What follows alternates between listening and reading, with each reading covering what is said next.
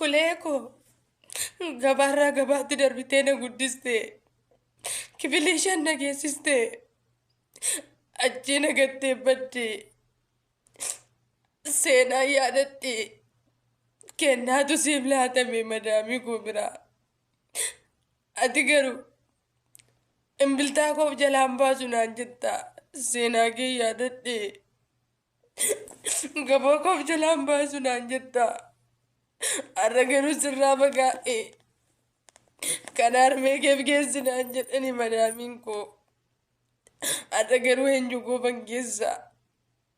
Otoo ta'ee sirraa bareeda shaasheen kuni. Otoo ta'ee nan si koorsifadha. Atoo na gattee badde. Eenyu kootti na kennite.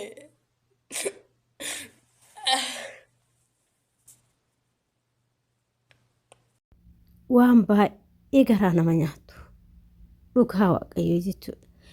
Viidiyoo ammaa kana akkuma argaa jirtanii dhageessanitti obboleettiin keenya tokko akkuma anaa akkuma si'ii biyya ormaa keessatti dhuftee dalagachuudhaaf biyya ormaa dhufte.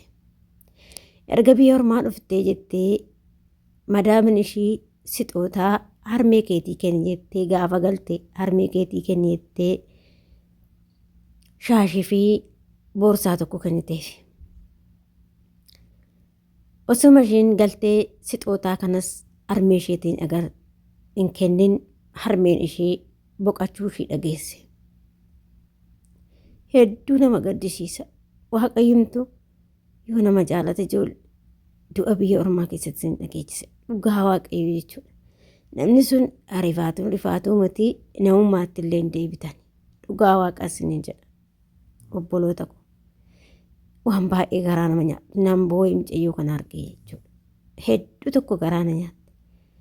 Maaliif eessatti nagattaa eessatti kophaa keetti na dhistee deemtaa eenyu fan kenna reessixootaa madaamin koonaa siif naaf sitti na ergitee eenyudhaafan geessaree jettee booche. Hedduu nama gaddisiisa yaadu atan dhugaa waaqayyoo duuti tuni. Waan baay'ee nama gootii bar dhugaa rabbii jechuudha. Innaa ashamaa akkam jirtu hordoftoota kabajamtoota chaanaala kooti nagaallee irraaffanni obboloota koo dhiifama siniin jechuun barbaada. Hordoftoota koo dhugaa hedduu takkan viidiyoon kun laphee koo na cabse. Maaliif dhugaa nuti kan biyyaa baanu takkaan maatii keenya dhabuu takkaa lubbuu keenya dhabuu waanuma takkaa qaama keenya guutuu kan baane dhabuu bifa keenya dhabuu umrii keenya biyya ormaatti gubuu kana kan qunnaa biyya ormaa keessatti jechuudha. Obboleettii keenya akkuma viidiyoo ishee dura argitan irratti hedduu takka boochii hedduu garaana nyaatte maaliif waaqayyumti obboloota koo yoo isin jaalatee maatii keessan biyya ormaa kanatti duutee nama tokko waaqayyo isin dhageechise. Warri dhageechan akka nama godhus akka duute biyya ormaatti yoo dhageessan kasi godhus hin beektan. Warri hin beekne immoo waaqayyo gooftaa isin dhageechise dhugaa waaqayyo jechuudha. Ati gaafa ati arguudhaaf dhoobattee maatii kee keessaa namni waa ta'u hedduu takka si gaddisiisa jechuudha. Hedduu si gaddisiisa. Jismii keetti gadi bu'a.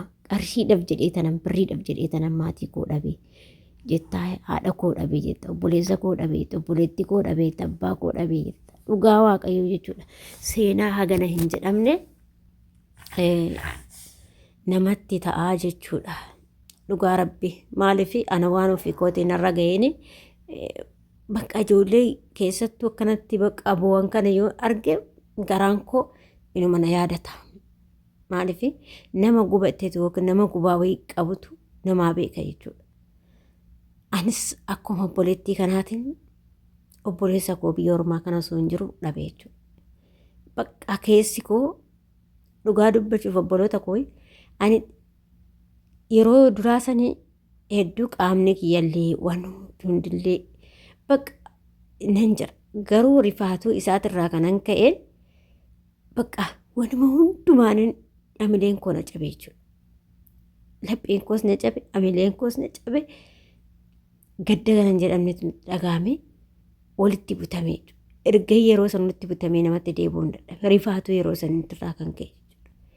Nawaasa illee yaadachuun barbaadu garuu eekkamanii na godha maal godhulee waan waanni godhe immoo amiin jedhanii fudhachuu. Kanaaf obboleettii koo waaqayyoon obsasiifaa kennu inuma obsinaa duutis nama hin obsisiisti kan jedhan sun dhugaadha. Inuma nama obsisiisti duraan duuti nama hin obsisiisti kan jedhan in sobusse edaa duutitu nama jabeessiti nama obsiti. Kanaaf obboleettii koo waaqayyoon obsasiifaa kennu abshirii uumamatti maal goona nuti achi deema malee namni boqotee as hin deebi'u nuti achi deemaa nutis inni mana keenya jireenyatti.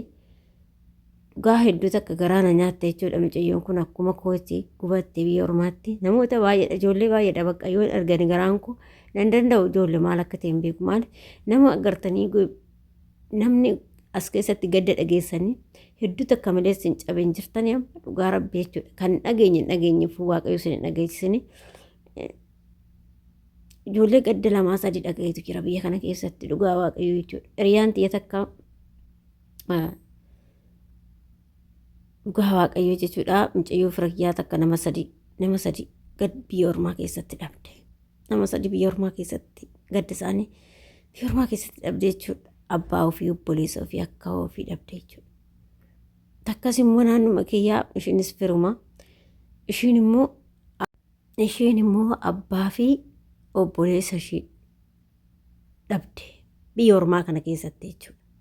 Hedduu takka nama gaddisiisa ijoollee waaqayyo yoo isin jaalate akka amantaa keessanitti waaqayyo gadda biyya ormaa keessa isin dhageessisa dhugaa waaqaa isin jedha hirrifatta keessattuu nama dhibamee jiru yoo ta'e illee hin dhibameedhaan beekta garuu namni tasa du'u immoo hedduu si rifachiisa hedduu oduma jiru biraa dhabdu hedduu si rifachiisa jechuudha.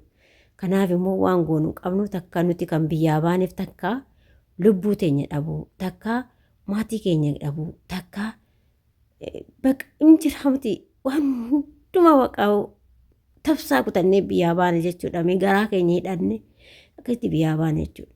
Innaa kanaaf waaqayyoomti ani waan biraan jedhu waaqayyo gadda biyya ormaa keessatti siin dhageessin obboleewwan koo gadda biyya ormaa keessatti siin dhageessisin hamilee na cabe mucayyoo kanallee argee amma akkuma anaasan jedhee bakka baay'ee tokkoon boo'e jechuudha. Dhugaa rabbi nan boo'e viidiyoo kana argee jechuudha. Kanaaf obboleewwan koo